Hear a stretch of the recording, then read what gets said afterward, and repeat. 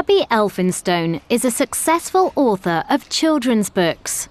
The first set of books I ever wrote was a trilogy. The Dream Snatcher came first, the sequel was The Shadow Keeper, and then the finale was The Night Spinner. After that, I wanted a change of format. I wanted to write a standalone book. So Sky Song exists as a story completely as a whole by itself. Now, though, I'm writing a brand new series called The Unmapped Chronicles, and that I think might be 5 books, which I think might be called a quintet, but I don't know.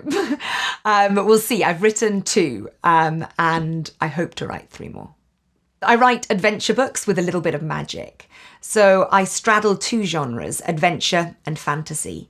My books are quite scary in parts, so readers as young as 7 sometimes read the books but get a little bit scared. So I write a different story with every book, obviously. The plot is different, but the themes, the messages of every single book I write are the same. I believe that values of courage, kindness, hope, and friendship are the cornerstones of what it means to be human.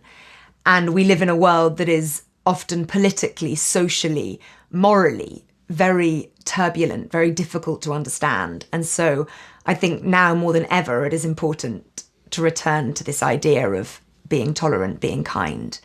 Abby hasn't always been an author, and her journey to getting her work published wasn't always easy. I began working life as a teacher in a secondary school, and I taught for 5 years, English again, and I tried to write books at the same time as teaching. But if anyone has been a teacher, they'll know that there is a lot of marking. It's a very tiring job. So the time I gave myself to write was a tiny bit, 2 hours, 1 hour every night after I'd finished marking. So eventually, on my 4th book, my 97th try with a literary agent, I got an email saying, yes, we love this and we would like to represent you.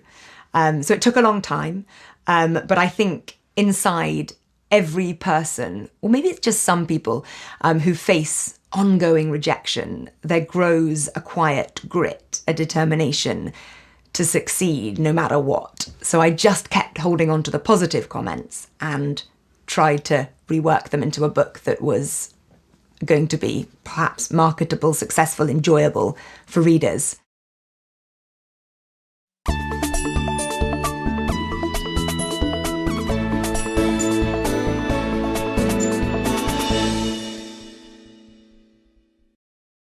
Abby's books are full of adventurous characters living in wild places.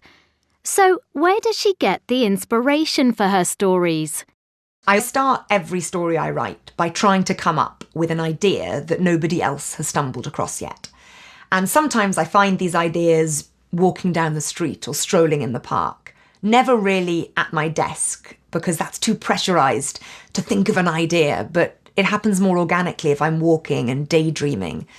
Once I've come up with an idea that I believe in, that takes a long time, I then usually go on an adventure to a far-flung place, because I write about wild settings, to cement the setting, to really grow the fictional world I want to write about.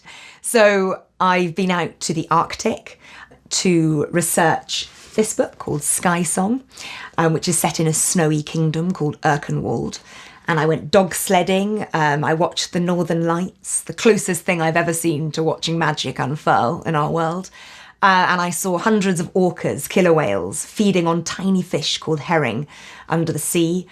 So those adventures formed the basis of this book. I also like writing about tribes, people who live in the furthest corners of our world that often maybe have a story to tell, but because of where they live, the story isn't told. So for the heroine of Sky Song, a girl called Eska, I went out to Mongolia to live with the Kazakh eagle hunters. I'd seen a photograph by an Israeli photographer, Asher Svidensky, of a girl called Aishulpan. And she was 12 years old when the photo was taken, and she is the only eagle huntress in a tribe full of men and boys. And I thought that was cool, the only girl. So I knew I wanted to meet her to write this book. Abby wrote part of Sky Song while she was in hospital. I spent 4 months in hospital, a third of a year. And during the course of that time, the midwives and the doctors and my friends who came to visit me were so unfailingly kind. And I wanted to write a book, Sky Song, that celebrated this theme of kindness. Abby has an unusual way of planning her stories. So I'm dyslexic, and when I started writing, I was very scared that that would be a problem and that I wouldn't be able to be a successful writer because my ideas often are a bit confused and tangled. But what I've realised is that dyslexic people think hugely creatively and they notice things other people miss. So I've learnt that if I doodle, if I draw the world I want to write about as a map, so maybe I put a forest here, a mountain here, a sea, a river, a lake, then I might have my characters travelling from place to place, and at every place they encounter an obstacle. Maybe they're betrayed in one place, they're robbed in another, they discover something they weren't meant to see at the river. And then slowly but surely, my plot starts to take shape. So I used to think doodling was wrong. My teachers used to say, stop doodling, start concentrating.